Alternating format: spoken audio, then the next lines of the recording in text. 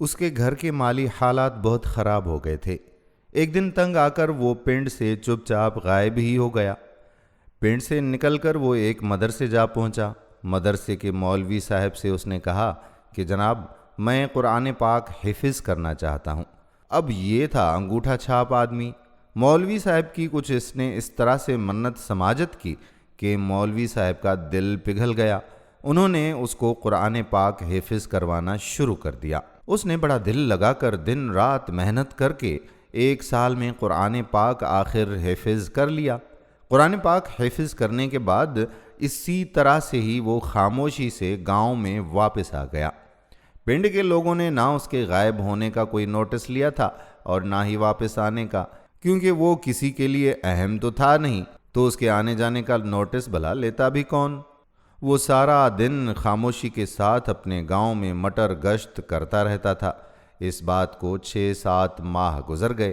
ایک دن پنڈ کی مسجد کے چھت پر وہ چڑھ گیا۔ اس زمانے میں اسپیکر نہ ہونے کی وجہ سے لوگ مسجد کے مینار یا چھت پر چڑھ کر اعلان کرتے تھے یا آذان دیا کرتے تھے۔ اس شخص نے مینار پر چڑھ کر بآواز بلند لوگوں کو بتایا کہ پچھلی رات جب میں سو رہا تھا تو خواب میں ایک فرشتے آئے جس نے مجھے اپنے سینے سے لگا لیا۔ سینے سے لگاتے ہی مجھے قرآن پاک پورے کا پورا حفظ ہو گیا ہے۔ لوگوں، یہ بہت بڑی کرامت ہے جو میرے ساتھ ہو گئی ہے۔ اب اس ان پڑھ کے منہ سے یہ سن کر پنڈ والے ششدر ہو کر رہ گئے۔ مسجد کے مولوی صاحب بھی اعلان سن کر گھر سے باہر نکل آئے۔ پنڈ والے سب کے سب اور چودھری صاحب سمیت سارے لوگ مسجد کے ارد گرد جمع ہو گئے۔ پنڈ کا چودھری کہنے لگا، اوئے، تیرے پاس کیا ثبوت ہے اس بات کا؟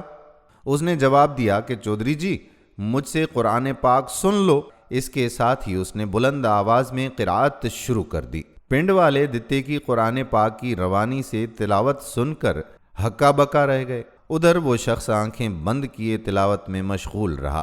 میرے پنڈ کے اور ساتھ والے پنڈ کے لوگ ایسی ہی کرامات دیکھنے کے حد سے زیادہ شوقین ہوا کرتے ہیں۔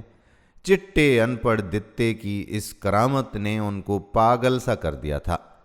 تلاوت کے دوران چند جوشیلے دیہاتیوں نے نعرہ تکبیر بلند کر دیا۔ پنڈ کے مرد و زن جوش و خروش سے نعروں کے جواب دینے لگے۔ مولوی صاحب کا پورا دھیان اس کی طرف تھا۔ وہ اس کی غلطیاں پکڑنا چاہتا تھا، لیکن اس کی تلاوت میں ان کو کوئی بھی غلطی نہیں مل رہی تھی۔ بالآخر مولوی نے بھی اعلان کر دیا کہ دتے کی کرامت حق پر مبنی ہے۔ مولوی جی کی بات سن کر پنڈ والوں کے جذبات اپنے عروج تک پہنچ گئے تھے۔ کچھ تو خوشی سے دہاڑیں مار مار کر رو رہے تھے اور کچھ جذباتی ہو کر اوپر چڑھ گئے۔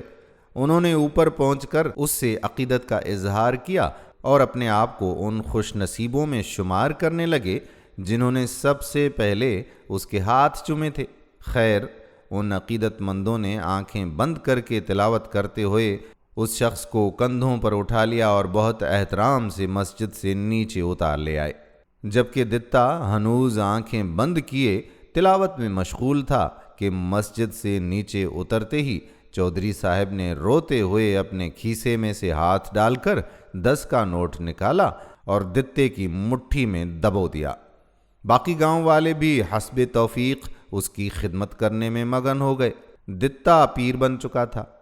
اس کو کندھے پر اٹھا کر گھر پہنچایا گیا، نہلایا دھلایا گیا، جوڑا نیا پہنایا گیا۔ اس کے بعد گاؤں میں لنگر کا بھی اہتمام ہو گیا۔ وہ جس کو اپنی 2 وقت کی روٹی کے لالے پڑ رہے تھے، اب اس کے لنگر پر غریب آ کر اپنا پیٹ بھرنے لگے تھے۔ قوالوں نے مستقل اس کے گھر پر ڈیرے لگا دیے۔ محفل سما کا اہتمام شروع ہو گیا جس میں لوگوں پر وجد طاری ہوتا رہتا تھا۔ اس پیر صاحب کو اپنی اونچی سی مسند پر بٹھا کر اس کے سامنے قوالیاں کی جاتی تھیں۔ خسرے وغیرہ بھی مجرے پیش کیا کرتے تھے۔ قصہ مختصر کہ اس کے مرنے کے بعد دربار کا باقاعدہ عرس بھی کیا جانے لگا۔ ایک بار مدرسے والے مولوی صاحب بھی دربار پر منت مانگنے آئے کہ یہ ایک کرنی والی پیر کا دربار ہے جہاں منتیں مانی جاتی ہیں اور ہر کام ہو جاتا ہے۔ مولوی کو پیر کی کرامت کے بارے میں بتایا گیا۔ مزار پر لگی فوٹو دیکھ کر بوڑھے مولوی جی کو اپنا شاگرد دتا یاد آ گیا۔